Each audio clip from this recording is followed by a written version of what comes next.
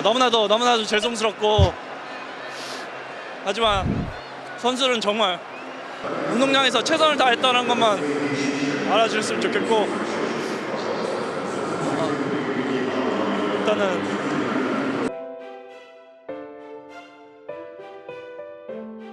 손흥민의 웃음은 자기 분야에 미쳐있는 사람의 표정 그 자체였습니다.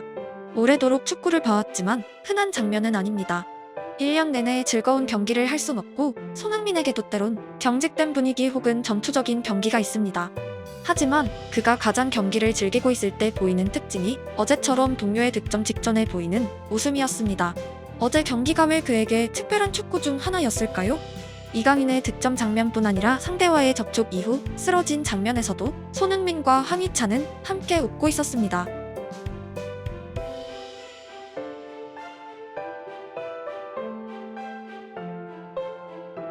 카타르 월드컵을 준비하며 오래도록 대표팀 생활을 같이 한 선수들은 당연히 동료 그 이상의 관계를 형성했습니다. 과거 구자철, 기성용이 은퇴했을 당시 강한 아쉬움을 표시했던 손흥민에겐 이제 형들의 공백이 느껴지지 않았습니다. 아쉽기도 하고 뭐 좋기도 하고 모르겠어요. 저는 조금 더 저는 어릴 때부터 형들을 보면서 축구의 꿈을 키워왔고 형들이 제 우상이라고 생각을 했기 때문에 거의 마감은 이제 은퇴를 한국에서 하려고 그렇게 준비를 하시는 것 같은데, 토트넘 입성 첫 해의 일화들로 알 수 있듯 손흥민은 함께하는 사람들의 존재가 경기력에도 영향을 주는 타입이었습니다. 그리고 최초의 대표팀은 그에게 형들의 팀이었습니다. 박지성의 마지막 아시안컵에 막내로 출전했던 손흥민에게 주장을 포함해 기성용, 구자철, 이청용의 존재는 타지 생활의 감정을 공유할 수 있는 사람들이었습니다. 필사적으로 독일어를 배우고 독일어로 전투를 하던 그에게 한국어로 대화할 수 있는 시간은 특별했습니다. 많은 유학생들이 평일에 외국 대학교에서 당연한 듯 살아가다가도 주말에 한국인들끼리 모여 삼겹살과 찌개 한 냄비를 공유할 때 느끼는 감정은 우리만 알 수 있는 정서입니다. 그가 만난 해외파 선수들의 공통점 중 하나는 평균 이상의 강한 애국심입니다. 박지성의 교토 시절 핸드폰 벨소리가 애국가였다는 사실은 잘 알려진 일화입니다. 최근 유튜브에서 박지성은 한국에 있을 때 그 정도는 아니었는데 교토에서 온통 외국어가 들리는 일상을 만나고 무언가 변했다는 대답으로 애국가 벨소리의 이유를 설명했습니다. 유행에 민감한 21살 젊은이의 벨소리가 애국가인 것은 흔한 일은 아닙니다. 그 어리던 청년이 자라서 맨유에 합류하고 일본에서 펼쳐진 경기에서 그 유명한 산책 세레머니를 했던 사실을 상기하면 그에게 대표팀 경기의 의미를 알 수 있게 합니다. 손흥민은 사우디 이적설의 또 다른 형 기성용의 말을 인용했습니다. 대표팀 주장은 중국에 가지 않는다. 기성용 또한 FC 서울 시절 이전에 없던 유형의 입담으로 많은 주목을 받았었지만 박지성에게 대표팀 주장을 이은 이후 우리에게 익숙한 태극 전사가 되어 있었습니다.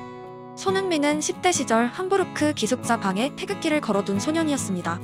박지성의 애국가 벨소리만큼이나 흔치 않은 장면입니다. 애국심이란 설명하기 상당히 복잡한 감정이지만 단순하게 들여다보면 그냥 찌개 한 냄비, 공깃밥 한 그릇입니다. 빵을 먹으며 하기엔 어색한 대화들, 삼겹살을 먹으면 된장찌개나 냉면을 먹고 싶은 감정, 자라오며 형성된 최초의 공통점들의 공유. 국가라는 거대한 집단 이전의 애국심에는 나와 비슷한 사람들이 있습니다. 승부욕 강한 축구 선수들에게 나와 같은 모국어를 쓰고 같은 음식을 좋아하는 형과 친구들이 모인 팀이 다른 팀에 지고 싶지 않은 감정은 지극히 당연합니다. 제법 오래 대표팀 막내를 경험한 손흥민은 슈퍼스타였습니다. 그의 어린 시절 슈퍼스타였던 박지성, 기성용, 구자철, 이청용이 차례로 대표팀을 떠났고 손흥민의 팔에는 주장 완장이 채워져 있었습니다. 형들을 보내던 그의 심정이 어느 정도 공감되는 순간이었습니다. 시간이 흐르고 손흥민을 슈퍼스타로 인지했던 많은 어린 선수들은 손흥민이 기성용을 대했듯 살갑게 대하기 시작했습니다. EPL 득점 순위 4위에 올라있는 황희찬은 곧 어릴 때 손흥민 그 자체입니다. 춘천에서 태어나 평생 축구 천재 소리를 들었고 오스트리아로 건너가 필사적인 싸움을 시작했습니다. 나름의 성공을 거뒀고 잉글랜드로 무대가 바뀌자 다시 한번 언어의 장벽, 주전 경쟁을 만났습니다. 어떻게든 살아남아 팀의 주요 선수가 되었고 골을 터뜨리기 시작했습니다.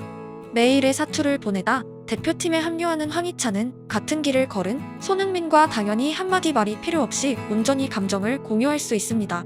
현재 대표팀의 대부분 선수들이 비슷한 환경에 있고 축구라는 직업에 인생을 바치며 살아가고 있습니다. 한국에 들어왔는데 많은 한국 팬분들 앞에서 제가 경기를 안 뛴다는 것 자체가 제 자신한테 용납이 안 되더라고요, 사실. 모든 상황에서 손흥민은 벤치에 있길 싫어합니다. 지난 경기 동료들의 내골을 벤치에서 지켜봤습니다. 누구보다 활짝 웃고 있었지만 그의 언어는 10대의 대표팀에 합류했다가 경기를 못 뛰고 침울하게 돌아갔던 소년의 감정 그대로였습니다. 그는 그냥 축구를 하고 싶어합니다. 체력과 건강을 관리받는 노장이 아닌 그냥 대표팀의 1인으로 존재하고 싶어합니다. 다른 거에 대한 별로 욕심이 없는데 경기 욕심은 정말 많거든요. 최대한 한국에서 경기하는 거 꼭 하고 싶고. 그의 좌우 측면엔 프리미어리거 황희찬과 파리의 이강인이 있었고 중원엔 분데스리가 이대성이 있었으며 수비엔 민헨의 벽이 있었습니다. 교체되어 들어온 선수는 아시안게임을 초토화시킨 8골의 주인공 정우영이었습니다. 해외파 형들이 전부 나가고 손흥민 원맨팀 소리를 듣던 시대를 넘어 대표팀은 강해져 있었습니다. 분위기가 옷을 상당히 잘해줬음에도 불구하고 졌다라는 거에 상당히 아쉽고 결과는 저희가 어떻게 할 수 있는 게 아니고 저희 능력을 최대한 발휘해서 대한민국 국민들한테 조금이나마 재밌는 모습 또 대한민국 축구가 아직까지 할 수 있다라는 그런 모습을 보여드리는 게 가장 중요하다고 생각하고 있습니다. 운동량에서 최선을 다했다는 것만 알아주셨으면 좋겠고 일단은 너무나도 많은 응원해 주셔서 너무나도 감사드립니다. 네, 오늘 선수들의 모습은 우리가 보여줄 수 있는 능력을 다 보여줬다고 생각을 해요. 우리 선수들이 최선을 다했다는 것에 대해서는 저는 의심의 여지가 없습니다. 단지 우리의 축구 수준, 지금의 축구 현실이 지금 여기까지인 걸로 저는 판단이 내려지고요.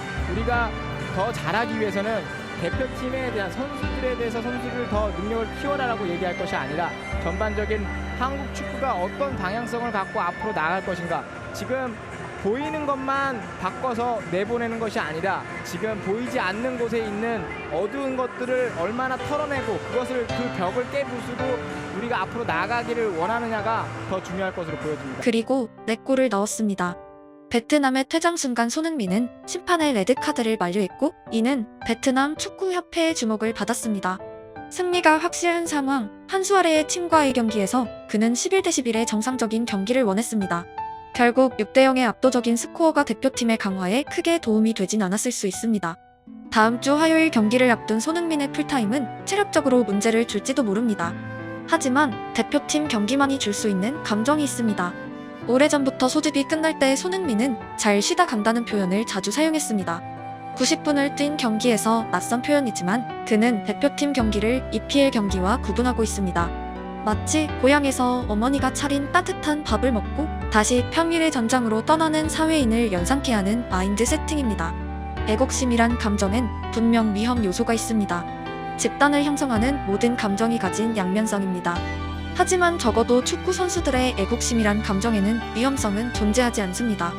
그들이 이룬 집단은 그저 공을 찰 뿐입니다. 비슷한 환경에서 자란 선수들이, 자기만큼 축구에 미친 선수들이 날아다니는 모습을 보며 손흥민이 느낀 감정은 화면에 고스란히 담겨 있습니다. 심지어 여전히 그는 팀의 주포이고 승리의 역할을 하는 에이스입니다. 어린 선수들이 득점하는 모습을 벤치에서 지켜보는 게 아니라 그들에게 어시스트를 보내고 싶어 합니다. 손흥민에게 전광의 운은 아직 이릅니다. 본인이 원할 경우가 아니면 누구도 그의 출전을 제한할 수 없습니다. 은퇴한 후에 그에게 소집되고도 출전하지 못했던 경기들이 어떤 의미일까요? 그때는 절대로 다시 오지 않을 소중한 시간입니다. 축구에 완전하게 미쳐있는 사람에게 현역 동안의 대표팀 한 경기 한 경기는 돈으로 살 수 없는 가치입니다. 박지성에게 짧은 축구 인생과 발롱도르, 아니면 긴 축구 인생과 조기 축구, 둘 중 하나를 선택하란 질문이 던져졌고 박지성의 대답은 의외로 후자였습니다. 무릎이 아파 지금은 취미로도 축구를 할 수 없는 아쉬움이 이유였습니다. 축구에 미친 또 한 명의 사람이 축구를 완전히 뺏겼을 때의 감정이 생생하게 느껴진 대답이었습니다. 2019년 맨유와 민헨의 레전드 매치에서 박지성은 건강의 이유로 명단에서 제외되었습니다. 그보다 나이가 많은 베컴이나 스탐이 뛰었던 경기에서 박지성의 무릎은 출전이 불가능했습니다. 은퇴 후에도 경기에 나서지 못한 아쉬움을 가지고 있는 그는 천상 승부의 세계에 살았던 남자였습니다. 개인적으로 그들에게 가장 부러운 것은 재능이 아니라 한 분야를 그토록 사랑하는 마음입니다. 삶에서 손흥민의 축구 같은 무엇인가를 만난 사람들은 행복한 사람들입니다.